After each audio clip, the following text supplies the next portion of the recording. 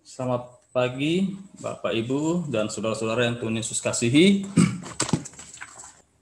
Mari kita sama-sama membuka di dalam kitab Mazmur pasalnya yang ke-121 ayatnya yang pertama sampai ayat yang ke-8.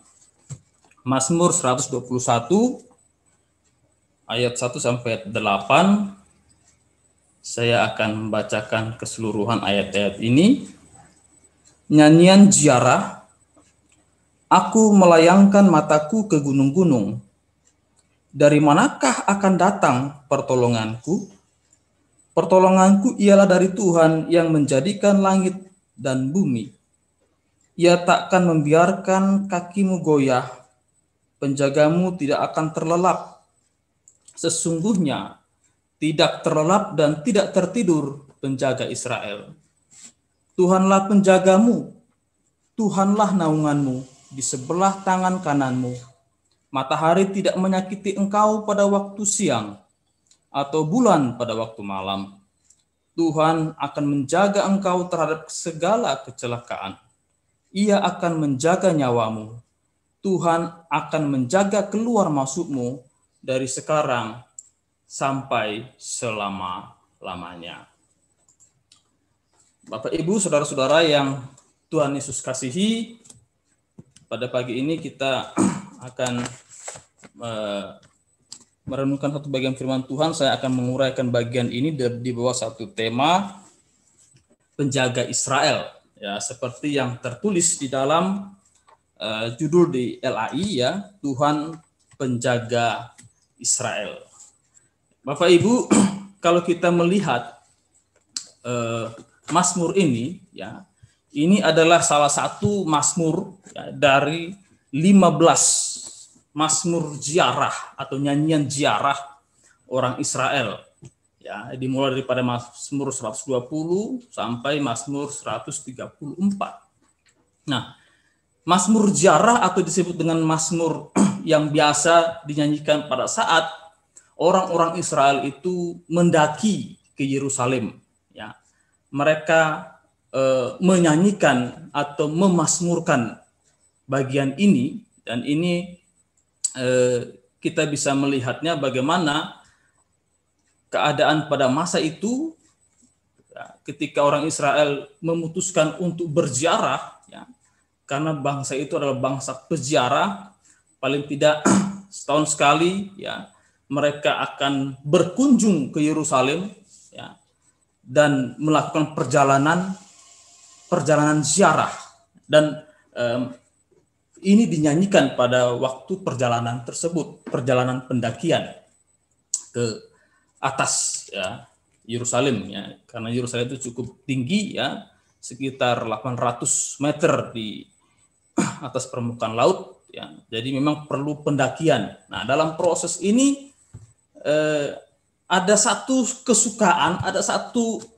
kegirangan di dalam hati peziarah karena mereka akan datang ke Bait Allah, atau dia akan datang ke Yerusalem. Nah, kita melihat di sini bahwa ini adalah nyanyian ziarah.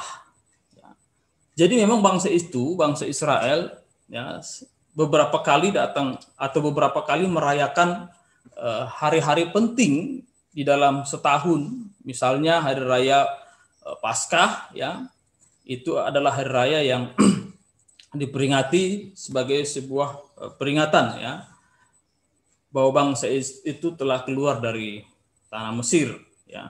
Kemudian ada peringatan Pentakosta, ya, di mana bangsa itu juga memperingati 50 hari setelah Paskah itu dengan hari ucapan syukur, hari penuaian.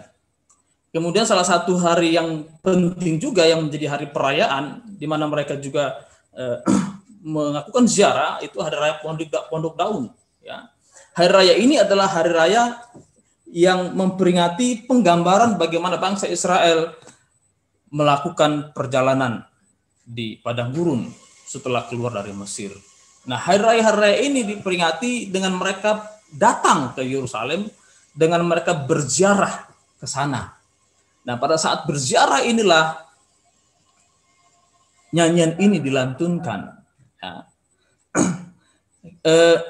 Kita juga perlu memahami, selain daripada tradisi, ya, ternyata bangsa Israel juga memiliki makna tersendiri atau makna khusus tentang ziarah ini. Jadi ziarah itu memang itu sebuah tradisi yang mereka lakukan, ya, setiap tahun. Ya. Tetapi di sisi yang lain, ini merupakan sebuah kerinduan daripada orang-orang Israel yang ada di daerah-daerah sekitar Yerusalem atau dari tempat-tempat yang jauh. Ya, mereka berkunjung ke Israel, berkunjung ke Yerusalem. Di situ mereka digerakkan oleh satu kerinduan untuk berjumpa dengan Allah, ya, untuk bertemu dengan Allah. Tetapi, ya, kerinduan ini tentu adalah kerinduan yang penting bagi bangsa ini. Karena apa? Karena kerinduan ini akan menghapus atau melunturkan semua kelelahan-kelelahan di dalam perjalanan. Nah, salah satunya kelelahan itu mereka sambil mendaki, mereka menyanyikan mazmur ini. Nah, kita melihat di sini, ya, bahwa ziarah merupakan peristiwa khusus, ya, merupakan hal yang istimewa bagi bangsa Israel, karena ketika mereka berziarah artinya mereka sedang menuju ke rumah Allah. Nah, itu satu hal yang penuh dengan kegirangan dan sukacita. Oleh karena itu, untuk memahami Tuhan penjaga Israel, tentu kita akan melihatnya dan memahaminya dalam konteks peribadatan atau ibadah umat Tuhan. Ya.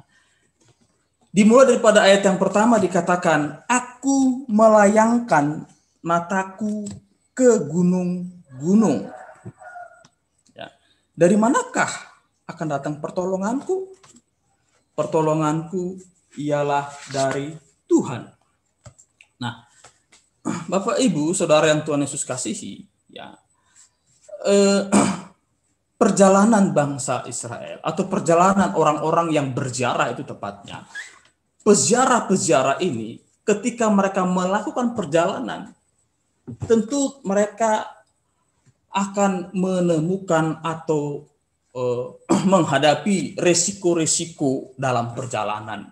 Karena ketika mereka melakukan perjalanan itu, mereka selalu membawa kurban-kurban, mereka membawa keluarga, dan ya tentu saja kondisi pada masa itu tentu lebih sulit daripada kondisi sekarang. Ya, tentu perjalanan mereka perjalanan yang mengandung konsekuensi, gitu ya. Bisa saja mereka akan dirampok, bisa saja mereka akan diserang, mereka akan dijarah, ya, dan lain sebagainya. Itu ketakutan-ketakutan yang mungkin saja muncul ketika peziarah itu sedang dalam melakukan perjalanannya. Ya. Maka kalau kita melihat di sini, ya, aku melayangkan mataku ke gunung-gunung, dari manakah akan datang pertolonganku? Untuk memaknai ini tentu kalau untuk konteks kita orang yang hidup di Indonesia, ya, di Surabaya seperti, ya, seolah-olah ini kok nggak relevan dengan kehidupan saya. Ya. Seolah-olah gunung-gunung tidak ada saya temukan di sini, kecuali di NTT itu banyak gunung, gitu ya. Nah, tetapi yang perlu kita lihat di sini, ya, kita perlu memahami bagaimana peziarah ini ketika melakukan perjalanan, mereka berpotensi untuk bisa dirampok, untuk bisa disakiti oleh orang lain, untuk bisa mengalami tindakan kejahatan. Ya. Nah, maka aku melayangkan mataku ke gunung-gunung ini berbicara bagaimana setiap detik, setiap menit para peziarah ini senantiasa membutuhkan pertolongan Tuhan.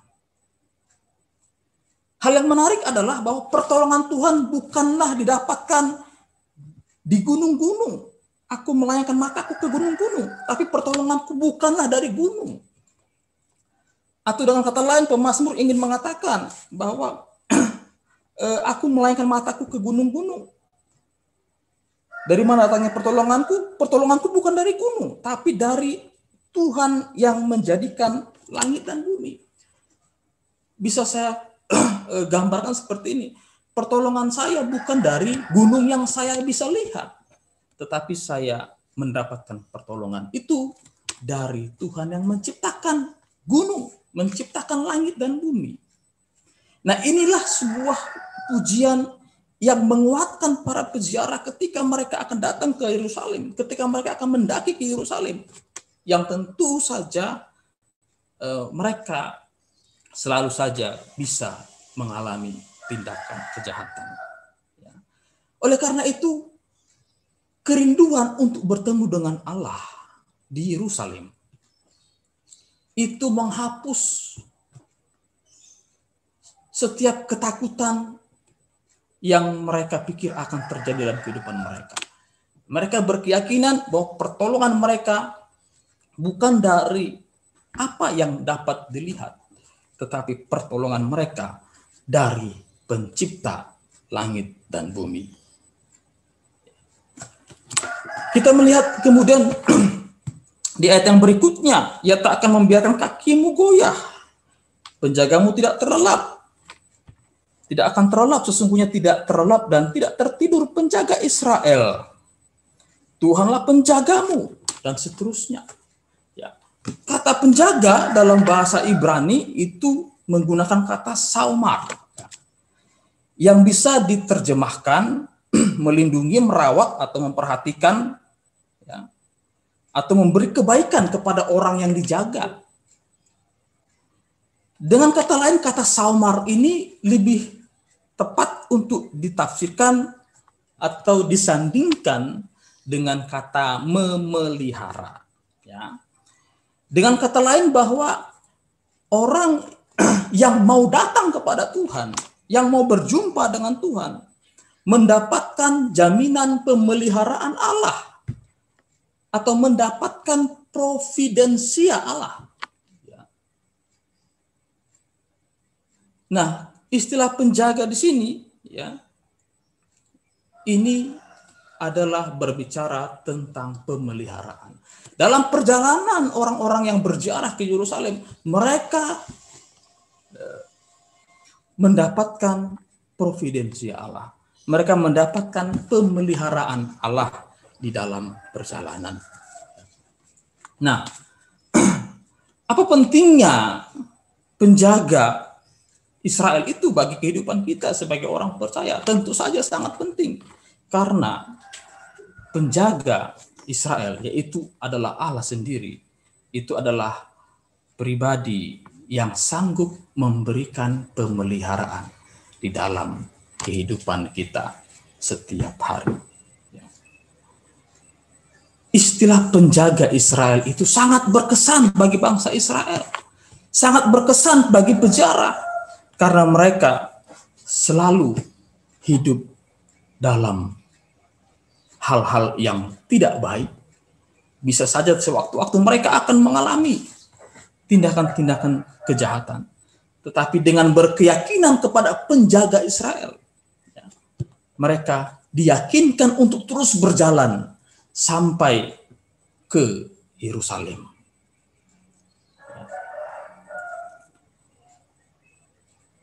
Kalau dalam konteks sekarang penjaga, ya,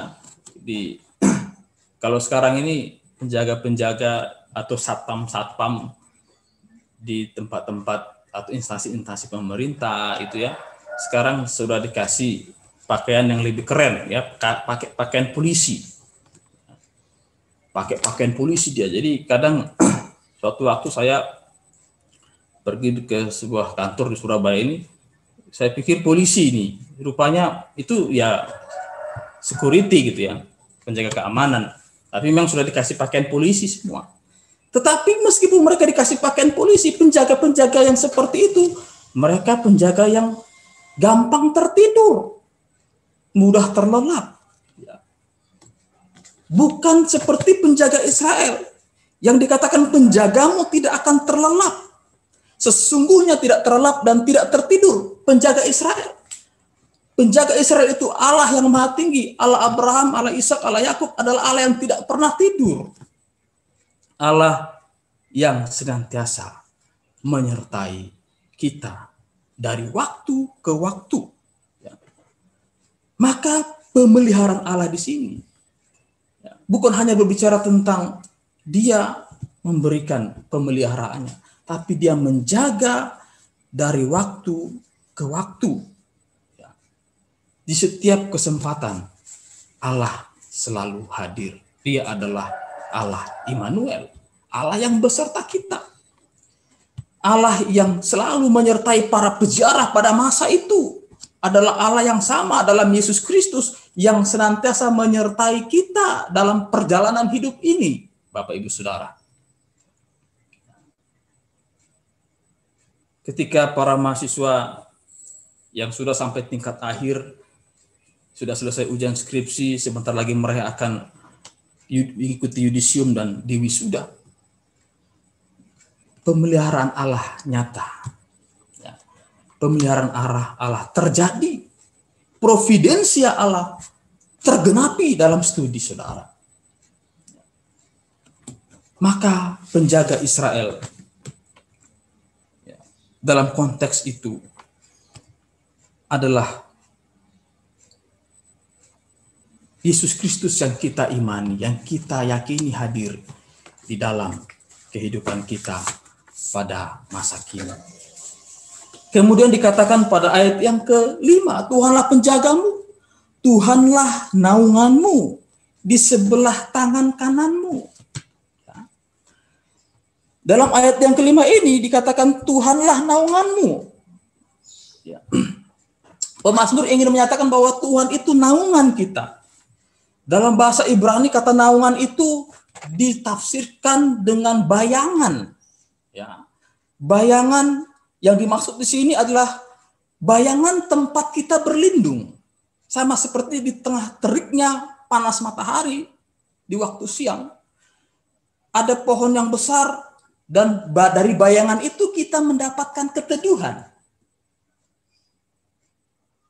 Atau misalnya di kota Surabaya ini ada bangunan yang tinggi, di tengah panasnya matahari ada bangunan yang tinggi yang di mana bayangan itu kita merasa tidak mengalami panasnya matahari itu. Jadi di sini naungan di situ adalah berbicara tentang bayangan yang memberikan perlindungan bagi kita. Itulah yang dialami oleh bangsa Israel pada waktu perjalanannya di padang gurun. Ada tiang awan, ada tiang api, senantiasa disediakan oleh Tuhan. Ini yang saya katakan juga providensi Allah bagi bangsa Israel. Oleh karena itu, kita melihat di sini pada ayat yang ke-5, Tuhanlah naunganmu. Tempat kita bernaung bukanlah manusia. Tempat kita bernaung, tempat kita mendapatkan keteduhan adalah di dalam Allah itu sendiri. Ketika kita berada dalam Tuhan, ketika kita berada dalam Kristus, kita tetap akan mendapatkan perlindungannya. Kita tetap akan mendapatkan naungannya. Dan itu tertulis dalam Mazmur ini. Pemazmur ingin menjelaskan juga, di samping Tuhanlah naunganmu, di sebelah tangan kananmu. Saya melihat di sini bagaimana ada maksud yang tersirat dari pemazmur ketika ada frasa, di sebelah tangan kananmu. Artinya di sini bahwa Allah bersedia menjadi teman seperjalanan kita. Di sebelah kanan Dia mengiringi langkah kehidupan kita. Bukankah kehidupan ini seperti kita sedang melakukan perjalanan, Bapak Ibu Saudara? Ya. Ketika kita sedang melakukan perjalanan, kita sering takut, kita sering bimbang, tapi karena ada Allah di samping kanan kita, Dia menjadi rekan seperjalanan, Dia menjadi sahabat yang setia. Itulah keyakinan dari pemazmur dalam nyanyian ziarah ini. Ketika peziarah ini datang ke Yerusalem, mereka meyakini mereka tidak sendiri. Di sebelah kanan mereka ada pribadi yang tidak kelihatan. Bukan seperti gunung yang kelihatan di sana, tetapi ini pribadi yang tidak kelihatan, tapi ada dan akan menyertai sampai dia bisa bertemu dengan Allah di Yerusalem. Inilah keyakinan iman. Kalau saya boleh tarik untuk konteks masa kini, ini berbicara tentang keyakinan iman orang percaya. Ya, ketika menjalani hidup yang rumit, yang sulit ini, Allah tidak pernah meninggalkan. Dia beserta dengan kita. Mungkin kita mendengar ini hal yang biasa, Bapak Ibu Saudara. Biasa Tuhan beserta kita. Tapi pertanyaannya, apakah kita merasakan Allah itu beserta dengan kita? Ketika kita melakukan perjalanan atau menjalani kehidupan ini, Dia bersama dengan kita. Pemazmur meyakini, ya, Tuhan itu memberikan naungannya dan juga Dia ada bersama dengan kita.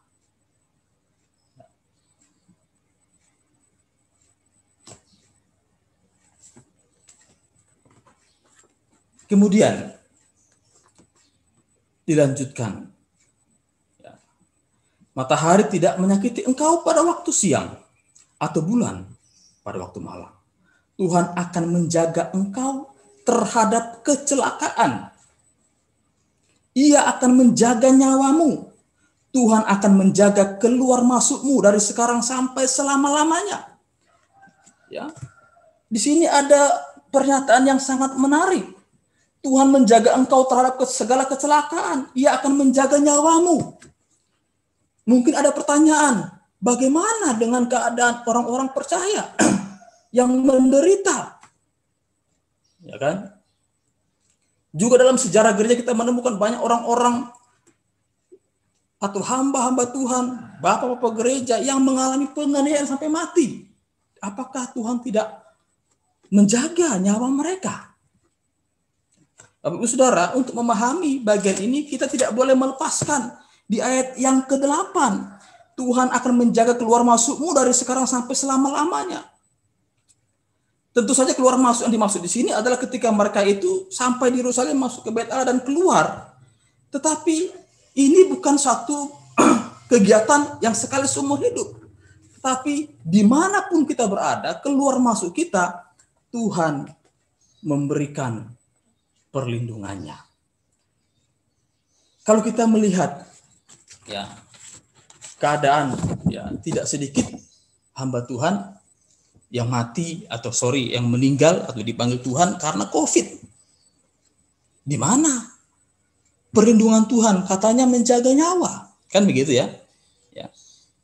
Saya mau katakan seperti ini. Tuhan itu ketika memberikan sebuah pernyataan, tentu kita tidak bisa memahaminya dalam arti yang sempit. Bukan berarti kalau ada orang menderita, kalau ada orang percaya sengsara, berarti Tuhan tidak menjaga dan tidak memelihara. Tentu tidak seperti itu. Penderitaan orang percaya tidak menjadi alasan bahwa Tuhan tidak memelihara atau tidak menjaga. Pemeliharaan Allah itu harus dilihat pada rencana dan kehendaknya. Ya. Makna ziarah bagi bangsa Israel selain tradisi, tapi mereka punya kerinduan untuk bertemu dengan Allah. Nah, bertemu dengan Allah ini dikatakan dari sekarang sampai selama-lamanya. Allah tidak pernah memisahkan kerinduan orang percaya untuk bertemu dengan Allah, tidak pernah dia pisahkan. Kalaupun orang itu menderita, tetap kerinduannya untuk bertemu dengan Allah itu akan Tuhan nyatakan, akan Tuhan genapi. Bukan berarti kalau seseorang itu menderita atau meninggal dunia, orang percaya itu mengalami itu, lalu dia tidak mengalami firman Tuhan ini, bukan. Tetapi justru di situ penggenapan untuk bertemu dengan Allah dinyatakan oleh Allah. Dalam bukunya James Spiegel, ya, seorang teolog yang terkenal, dia menulis buku yang berjudul Benefit of Providence. Dalam buku itu ada 5 providensia Allah yang ditulis. Dari 5 ini semua ada dalam Alkitab. Yang pertama, Allah itu berdaulat atas seluruh alam semesta. Yang kedua, Allah berdaulat atas sejarah manusia. Dan yang ketiga, Allah berdaulat atas pilihan pribadi manusia. Keempat, Allah berdaulat atas gereja dan kehidupan orang Kristen. Yang kelima, Allah berdaulat atas penderitaan dan kejahatan moral. Lalu, kedaulatan itu seperti apa maknanya dengan kejahatan yang dialami orang percaya? Tentu kita melihat di sini bahwa ketika orang percaya mengalami duka cita, mengalami tantangan yang berat dalam hidupnya, bukan berarti Allah meninggalkan atau Allah tidak setia kepada manusia, bukan. Tetapi kita harus melihatnya dalam kacamata kehendak dan rencana Allah yang punya otoritas tertinggi. Ya. Kalau ada orang percaya menderita, kalau ada orang percaya mengalami duka cita atau kesengsaraan atau penderitaan, bukan berarti Allah tidak punya kedaulatan atau tidak punya providensia di dalam kehidupan mereka. Tetapi yang kita harus pahami di sini, kita harus melihatnya bahwa orang-orang percaya akan tetap mendapatkan janji Allah untuk bertemu dengan Dia sesuai dengan makna sejarah pada awal pembicaraan saya tadi. Oleh karena itu, dalam makna ziarah tadi yang maksud saya itu berbicara tentang orang-orang Israel itu rindu untuk datang kepada Allah, dan kerinduan itu dijamin oleh Tuhan. Tuhan akan menjaga keluar masukmu dari sekarang sampai selama-lamanya. Inilah keyakinan kita, Bapak Ibu Saudara, di dalam kehidupan ini. Tentu kita punya banyak sekali tantangan hidup, punya pergumulan, tapi percayalah bahwa providensia Allah, pemeliharaan Allah itu tetap akan menjadi bagian kita dari sekarang sampai selama-lamanya. Tuhan Yesus memberkati kita semua. Mari kita berdoa.